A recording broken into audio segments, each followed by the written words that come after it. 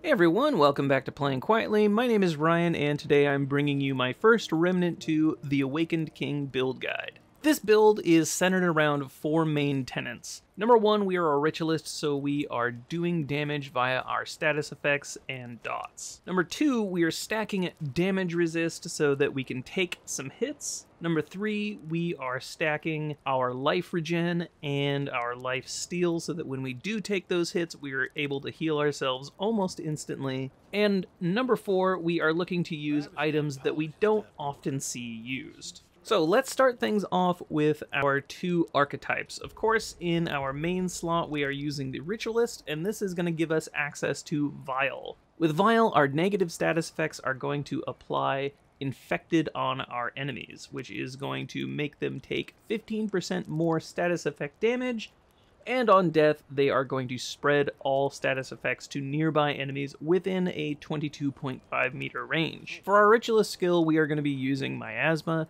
as another way of applying our dots. In our second archetype slot, we are going to go with Medic. This is going to give us access to Invigorated, which is going to grant us 25% increased damage to all damage types, and a nice 5% critical strike chance. This also gives us access to Benevolence, which is going to increase the effectiveness of our relic by 15%, and Benefactor, which is going to increase relic use speed by 30%, and give us -1 stagger. For our armor, we are going to be going with the Leto Mark I helm, the Leto Mark II armor, the Leto Mark II leggings, and the Labyrinth gauntlets. For our relic, we are going to be going with the Tranquil Heart, as it is going to give us a passive 2.3 health regeneration per second, and on use, we are going to double that regeneration. For our relic fragments, we're going to go with Mythic Health, Mythic Armor Effectiveness, and Mythic Damage Reduction. Over in our jewelry slots, this is where things are going to get very interesting. Everything is going to revolve around our first ring here, the Atonement Fold. This is going to self-inflict bleeding status on us, causing 1.1 bleed damage per second, and it's going to increase our critical strike chance by 10%. Now, this is kind of the engine of our build, as it's going to help us activate our other pieces of jewelry. So that is going to activate our second ring, the Blood-Tinged Ring. This is going to grant us 2 health regeneration per second while within 25 meters of a bleeding entity.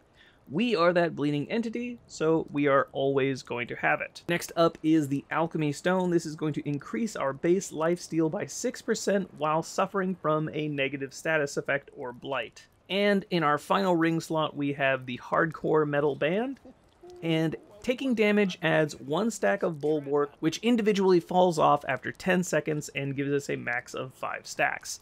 Now, since we have that bleeding effect on us at all times, we are always going to have those 5 stacks of Bulwark, giving us a solid 25% damage reduction at all times. And lastly, in our next slot, we are going to be going with the Nightweaver's Grudge.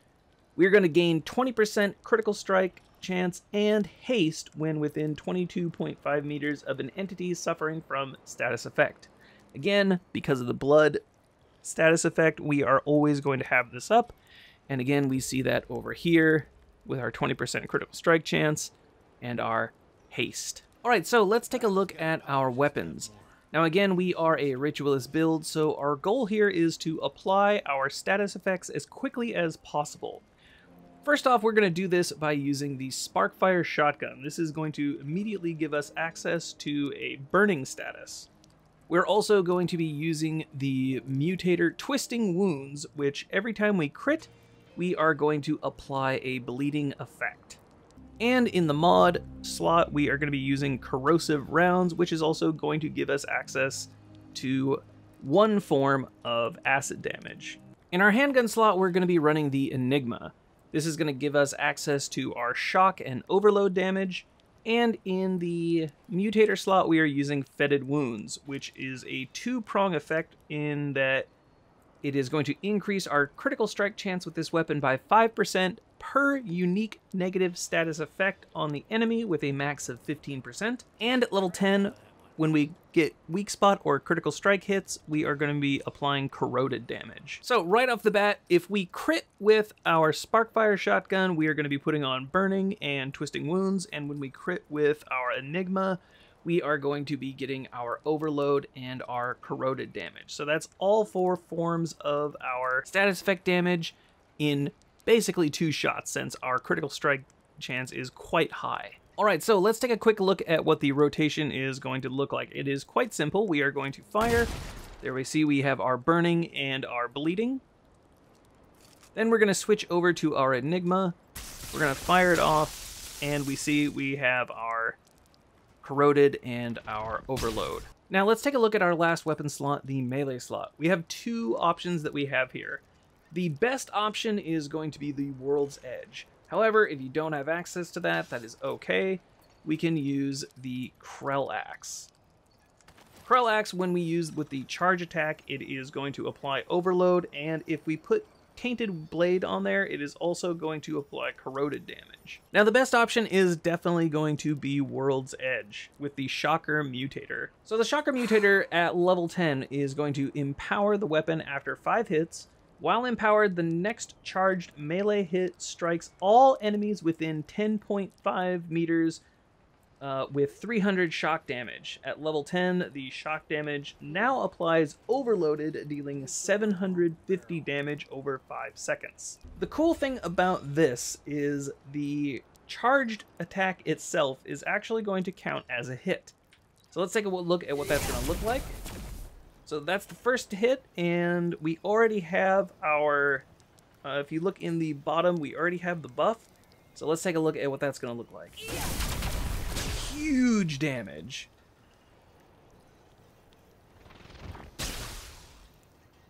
This is actually one of my favorite interactions in this entire kit. All right, so let's take a look at our traits.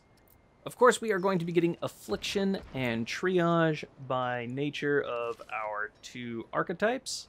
From there, I like to put 10 points into Fortitude for more armor effectiveness, 10 points into Regrowth for our health regen, 7 points into Strongback just to get our weight to the yellow number, 10 points into Vigor to get the plus 30 health, 8 points to bring us to level 10 in Spirit, 8 points to bring us to level 10 in Expertise, as well as 10 points into Siphoner. So from here, that's going to leave you with 22 extra points that you can do as you wish with. I would highly recommend putting 10 points into Amplitude for the AoE size, as well as 10 points into Untouchable for the evade window. And usually I throw those extra 2 points into the evade distance. Alright, so let's take a look at how this build works in the real world. I have re-rolled a fresh Forlorn Coast, and we're just going to take a look at how the first few encounters look. Alright, so here we are at the canal at the first group of enemies. So let's go ahead and we're going to use the wall here as a kind of shield, and we're going to pull with my ass. So we see that we've infected those enemies, and we're just going to lay into them a little bit. They don't even really have a chance to get to us.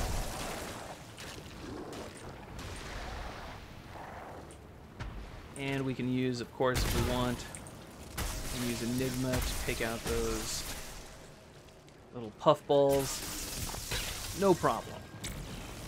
I'll take a little bit of damage here just so we can see how quickly we're able to regen our health. Alright, let's go over to the big crowd, and I want to show you guys how the World's Edge with Shocker just obliterates a crowd of enemies.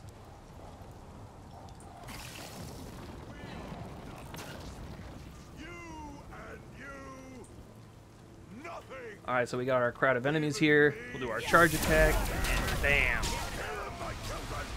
Takes everyone out nice and easy. Let's see what horrible rolls we get here for... So we got Thick Skin, Unstoppable... Oh, cubes! Oh, I hate cubes. That's not gonna be good. What? See? Oh yeah, we took a bit of damage there. That's interesting. He seems frozen. Ooh, that's an interesting thing. That's never happened before. Ooh, what's happening here? Oh, there he goes.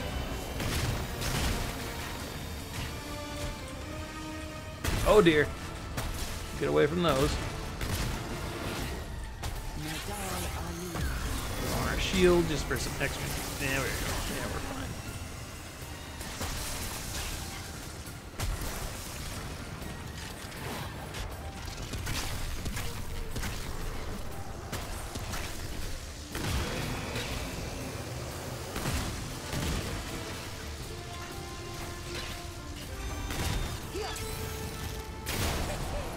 And taken down, no problem, even with my scrubby gameplay. Alright guys, that's all I've got for you today. Thank you so much for joining us. I really hope you guys enjoy using this build. It is definitely one of my favorites that I have been using since the Awakened King came out. If you found this video helpful or entertaining, hopefully I have earned your subscription. We will have tons more Remnant 2 content coming your way very shortly. But until then, we will see you guys next time. Have yourselves a good one.